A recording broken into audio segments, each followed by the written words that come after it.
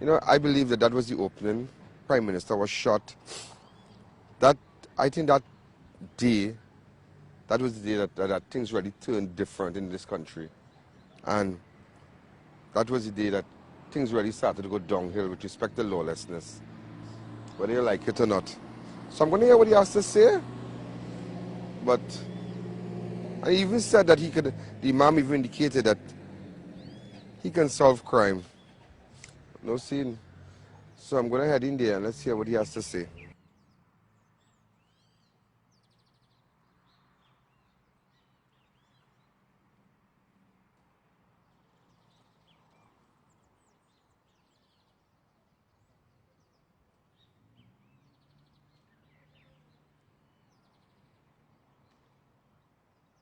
I.A.N at the Mokapur Mosque. I am here with Imam Yasin Abu Bakr. Today, ladies and gentlemen, marks 24 years since the attempted coup. Imam Yasin Abu Bakr, Assalamu alaikum. Walaikum salam. What Peace have be you to with say you. about this evening? Well, It's 6:05. 24 years ago, yeah, at this moment, we were in charge. you were in charge. And when we're in charge, we don't grant charge.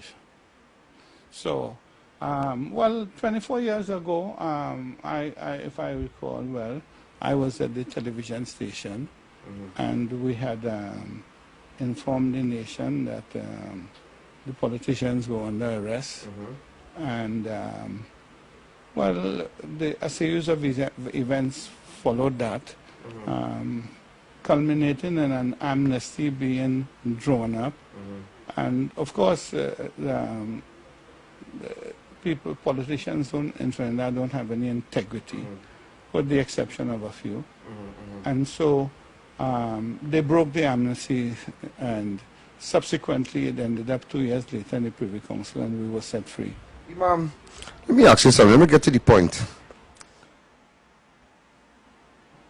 24 years ago, today, women and children was killed. Police officers was killed. That setback, I believe that was the genesis of lawlessness. That was the day the door of lawlessness opened in this country. Are you proud? A member of parliament was shot. A prime minister was shot, who never recuperated. Well, first of all, I don't agree with what you said. Every day people are being killed in accidents on the road. So, I mean, this was a situation where the government of the day violated our rights. The government unlawfully occupied our premises for more than a year. They disrupted the school, they disrupted everything. They disrupted. And it is interesting to note that a substantial millions of dollars spent in a time when people don't have jobs to have a commission of inquiry, and nothing of the commission of inquiry, none of the findings has been implemented. The findings, for instance, was one of the sore points was the land, one of the sore points was the school, and the commission emphatically underlined in red that the matter of the school should be settled. To date, nothing has happened since 1982. Successive governments, including this one, including Prime Minister Mrs. Bissessa, who said no child should be left behind, has left our children behind completely and has not given us one single dime for ours. How do you get subvention? We've had to close the secondary school because we can't pay the teachers. But if you look at our results every year, in humility, we still chew them up. You could look at our results this year.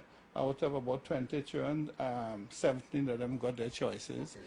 Let's go back to 1990. Tell me something.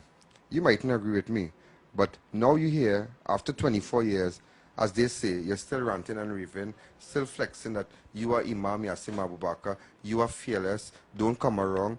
I mean, recently, you need to explain that word, describe how, I mean, I'm very concerned about the word you use, priority. Is priority you used? No. What word is that? I said we had the right to respond to the... Well, first of all, there has been a series of provocation against unlawful provocations against the brothers and sisters in Karapo Mosque. In one instance, one brother was detained in 1 month 4 times. Yeah, but he was detained, Imam Yasin Abu Bakr, because, I mean, I am saying this without any fear. I have a lot of respect for you. And we all can recall the very distinguished senior counsel, Dana Sitahal.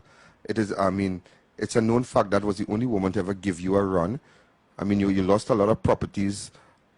She was the prosecutor. Now, I am just saying what I have heard, that maybe you waited for the dust to die down. I've lost no properties. Dana Sitahal never given me no run. I've never been in a race with her. I am not an athlete. As a prosecutor, she had given you a run? No. No, she has never won any case against me. I have never lost my properties. That matter is on appeal. Okay. So but you waited for the dust to die down? What is I mean, that is how the Karapu issue came about also. I don't know. What do you mean by dust dying down? I wasn't in no desert running with nobody, so well, there was no dust. You can ask me anything else. No, I was not in the desert with no dust, so I mean, your style of questioning is not adequate to my response to your question. I am merely being courteous to answer you the questions that you're asking, because I've never been any race with Dana Sitahal at all. I mean, in my athletic days, I ran against men, and I don't fight with women. You know that. I am a lover. 6 wives? 4. 4, no. Yeah. Only news that you are saying that you can solve crime, which I believe you have contributed significantly to. But nevertheless, I mean, tell me, you're saying, I mean, the Minister, Gary Griffith, he made strong statements against him. Well, opinion are like noses. Everybody have one, including yourself, you know. Okay. So a lot of people in society have a lot of opinion. But if you want to get some facts, then you must go to the statistics. Mr. Robinson, when he was questioned in the Commission of Inquiries by Mr. Simmons, the question was posed to him, what was your problem with Mr. Abu Bakr? And Mr. Robinson's response was, have you read the Commission report? You should. Mr. Robinson's response was that he was playing police. That was his response. So I draw your attention to the statistics of 1987, 88, 89 before 1990. And at no stage did it reach 100 when supposedly we were paying police. We halfway through the year and it's 200 and something, almost 300. So better we'd say playing police. Well, you can deal with crime. Well, that is a job that is allocated to Mr. Griffith now. Well, I saw you made a statement on one of the dailies that you can deal with crime, so I'm here to ask. No, well, I will give you, again, I say, I don't know if I say that I don't know, did not make a statement that I can deal with crime. I say, let us go back to the statistics. The Prime Minister and many members in her cabinet, they had a meeting in Southeast Port of Spain the year before. And they wanted to refurbish the Mango Rose, the St. Joseph, Nelson Street, and Duncan Street. Basically, those are the supposedly warring factions or combatants, yeah? And they were all working there with me, and there was not one single murder in 3 months. You're working there? That was told to the Prime Minister in the presence of Tim Gopi Singh and all the other ministers. The residents told them, how come Mr. Abu Bakr could work with these people, all the same people who supposedly were for 3 months and there was no murder? And immediately we left. In 3 days it had 9 murders. I'm a little confused because, but then you got government contracts, right? No. I was a consultant to the contractor.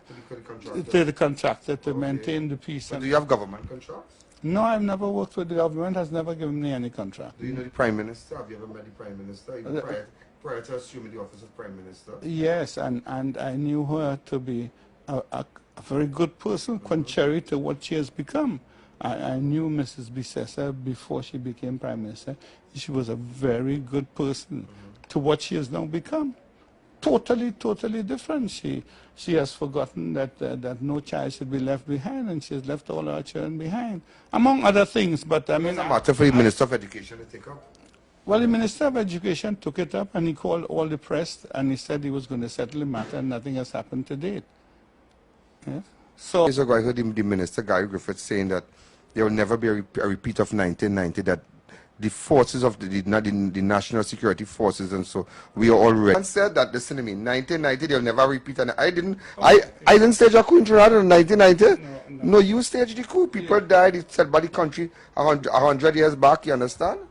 You staged the coup. I didn't stage the coup. So Gary Griffith is saying now there would not be a repeat of 90. He didn't say there would not be. Who's responsible for 1990? You are responsible. So even though, so they are saying now that they are ready to deal with you. The Stevie Wonder could see that. The most powerful military nation in the world said that George Bush, he said that he would mop up Iraq in 2 weeks.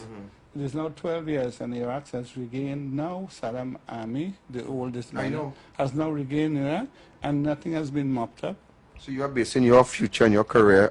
No. I am merely saying that Guy Griffith, you know, is just, again, regurgitating offal. If he wants to continue doing that, I'm going to talk that. I mean, he has no... Are you threatened by this government? I am not threatened by nobody. You're sitting here 24 years after. 24 years after. I mean, I can't say you're an old man. You're not an old person. No, I am 73 years. And you look well for your age. I thank you very much, sir. You look well for your age. Yeah. But if in the event that you have to do it all over again, you have any regrets about 1990? What do you mean by if I have to do it all? Do what all over again? Well, what we saw in 1990, if it should happen again, are you ready? There were circumstances that led up to that. There were many things happening. I don't believe in democracy through the barrel of a gun. I don't believe that. Well, what is democracy? I mean, democracy that you see? What is democracy? Tell me what is democracy? This is not democracy. This is the mockery that you see. So you can call that democracy. This that prevails, no money in the central bank. All the small little entrepreneurs in this country who run from here to Curacao or to or wherever, Margarita, to buy some little thing to sell to feed their family. One fell swoop and there's no money in the central bank. All the foreign exchange gone where? So that they just kill off all the small entrepreneurs because they can't get $5,000 to go to do a little trade. Yeah. So this is a failed state. This is not no country. This is a failed state. This state failed. It's only a matter of time. A matter of time for what? It's only a matter of time before it collapses. But I mean, it collapsed already, you know. It collapsed. Word on the ground. I just tell you word on the ground because the number of airs on the ground. You know that. Yeah. You have your diehard supporters. Always. I have always been with the people. You can sit in this office and press buttons and things can happen, and I know that. I'll give you that. I could press the button on my... The remote control, the Mercedes key you have there. No. I could press the button on my phone and make a dial-up. You have hardcore supporters, diehard supporters. I don't know about that. We have always had people who have supported us, and we've always supported the people. I mean, you can go anywhere and ask the people. You know, we have always supported them, and the people have supported us. As you know, I have been framed many times by the police, and I have no convictions. So I am a fairly honest man, I would say. So you have the problems, you know. Yeah, you are the problem because you live in Trinidad and Tobago, and the walls are about to come crumbling down. And you feel that you are insulated from it, but you're not insulated from it at all. I mean, in some respects, you play a major role because you're trying to assist with the crime and the things like that. But it had 250,000. How much? 250. How many people was involved in the life support program? 250 people out now.